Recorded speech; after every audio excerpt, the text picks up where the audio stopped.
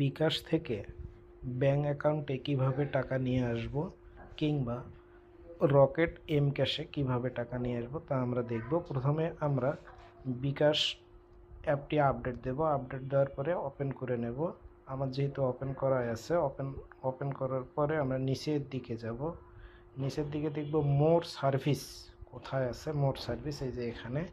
এখানে গিয়ে দেখব এনপিবিএস কোথায়, এনপিএসবি এই অপশনটাতে ক্লিক করব।